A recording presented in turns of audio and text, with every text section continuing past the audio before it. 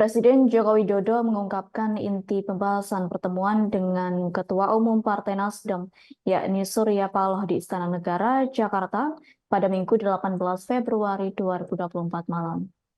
Jokowi menyatakan pertemuan keduanya hanya membahas perihal masalah politik biasa seusai pemilihan umum 2024. Meski demikian, Jokowi mengaku bahwa dirinya hendak menjadi jembatan bagi semua pihak. Namun bukan untuk pihak tertentu. Menurut Jokowi, urusan politik merupakan urusan partai. Selain itu, Jokowi turut memastikan bahwa pertemuan pada minggu kemarin sangat bermanfaat bagi perpolitikan Indonesia.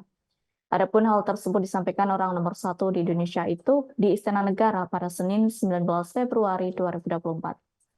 Terkait pertemuan tersebut, Ketua DPP Nasdem Willy Aditya menyatakan bahwa hal itu membuktikan Jokowi dan Paloh masih bisa duduk bersama untuk menyikapi dinamika politik dan kebangsaan yang tak saling menjauh satu sama lain. Yani sikap Paloh menunjukkan seorang yang terbuka dan tidak baperan. Menurut Willy, dalam kondisi politik saat ini, Surya Paloh tetap ingin membangun komunikasi dengan orang nomor satu di Indonesia itu. yakni komunikasi keduanya turut menjadi jembatan untuk kepentingan politik bangsa Indonesia. Hal senada juga disampaikan oleh Sekretaris Jenderal Partai Nasdem, yakni Hermawi Taslim.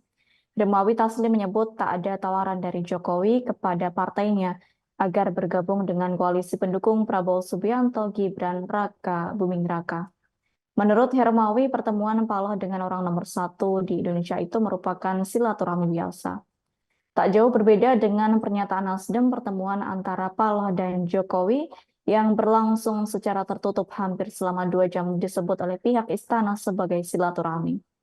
Menurut Koordinator Staf Khusus Presiden Ari Dwipayana, Presiden sebelumnya juga pernah menyampaikan bahwa silaturahmi dengan tokoh bangsa dan tokoh politik sangat penting untuk kebaikan bangsa. Namun sejak kabar Paloh dan Jokowi makan bersama di Istana Negara, seperti diketahui, sejak kabar Paloh dan Jokowi makan bersama di Istana Negara itu mencuat justru menimbulkan banyak spekulasi.